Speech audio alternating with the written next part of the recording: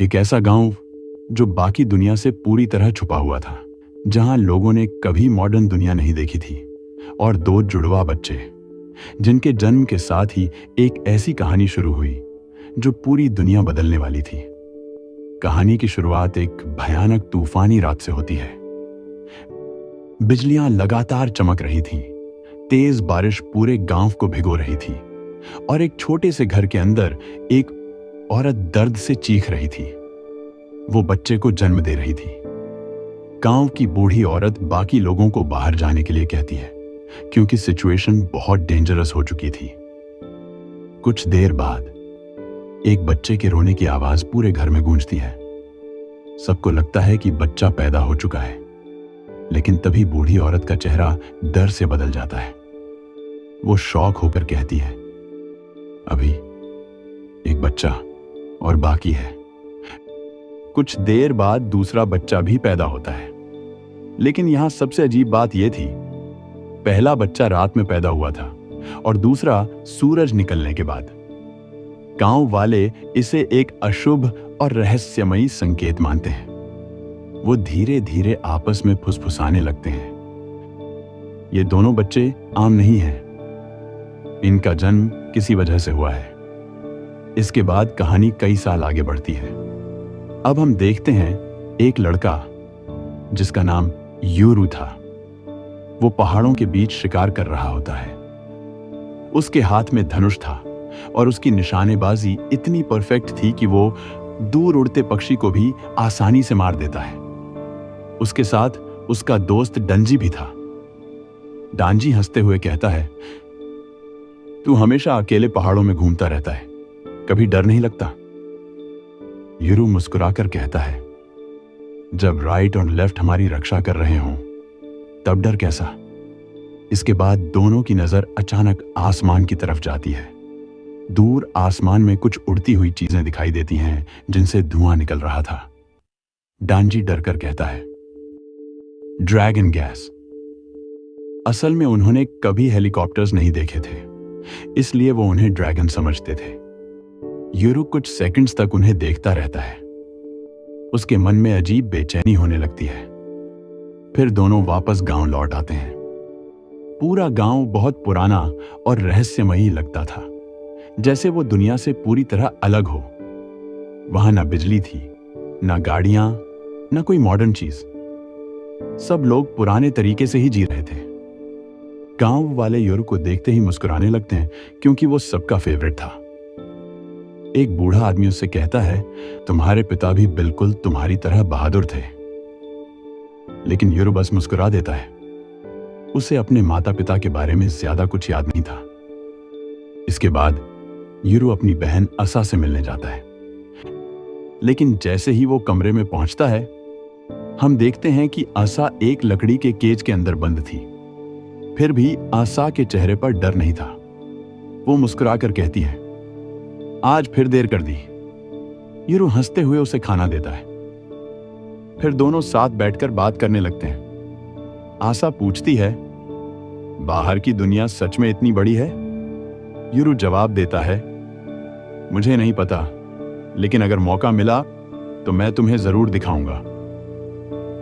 यह सीन बहुत इमोशनल था, क्योंकि साफ दिख रहा था कि दोनों भाई बहन एक दूसरे के बिना नहीं रह सकते। लेकिन उसी समय गांव की बूढ़ी औरत दूर से उन्हें देख रही थी। उसके चेहरे पर चिंता साफ दिखाई दे रही थी। उसे ऐसा लग रहा था जैसे कोई बड़ा खतरा करीब आ रहा हो। थोड़ी देर बाद गांव में डेरा नाम का आदमी आता है।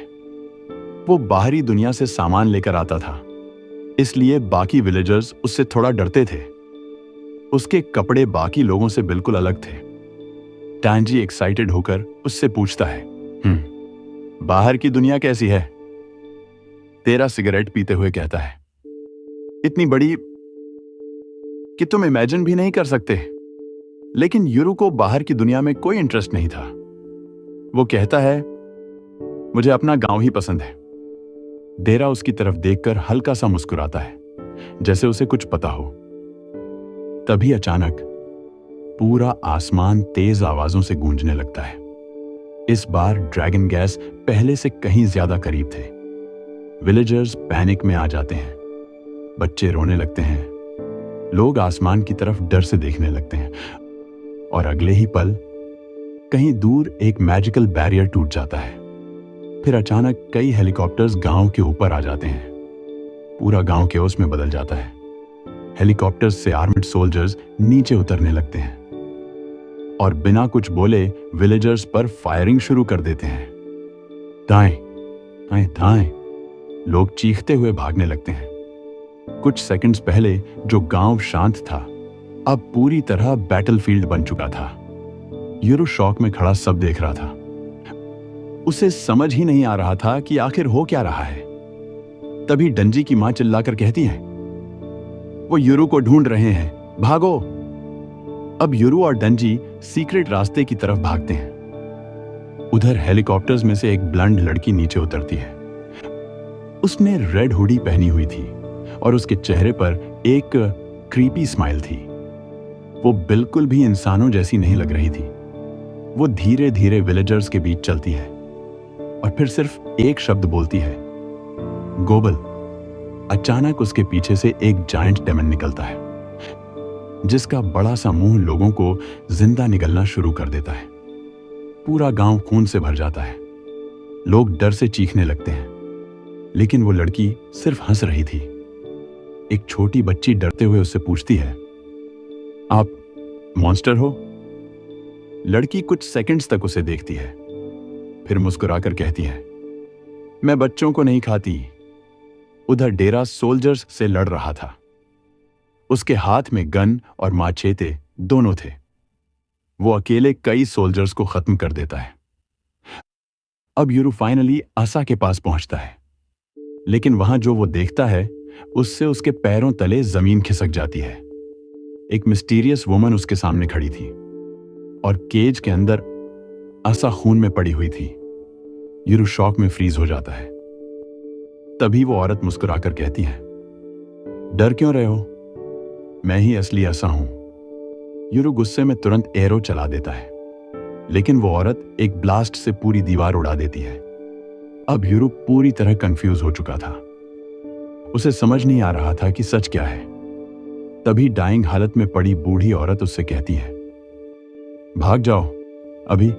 उसी समय डेरा उसके पास आता है और उसे एक ग्रीन पेंडेंट देता है। वो कहता है, अगर जिंदा रहना है तो इसे राइट और लेफ्ट के बीच लगाओ। यूरो तुरंत स्टैच्यूज के पास भागता है। वो पेंडेंट लगा देता है, लेकिन कुछ नहीं होता। तभी डेरा उसका चेहरा पत्थर से टकरा देता है। उसका खून पेंडेंट पर गिर जाता है और अगले ही पल पूरी जमीन हिलने लगती है। Right and left statues activate हो जाते हैं। 2 जायंट गोल्डन डेमन्स बाहर निकलते हैं। पूरा आसमान उनकी आवाज से कांपने लगता है। फिर वो सीधे हेलीकॉप्टर्स पर हमला कर देते हैं। बूम! कुछ ही सेकंड्स में हेलीकॉप्टर्स डिस्ट्रॉय हो जाते हैं। ब्लॉन्ड लड़की पहली बार डर जाती है। अब उसके चेहरे की स्माइल गायब हो चुकी थी और फिर राइट एंड लेफ्ट पहली बार यूरो की तरफ देखकर कहते हैं, मास्टर। डेरा हल्का सा मुस्कुराता है और कहता है, अब ये दोनों तुम्हारे हैं।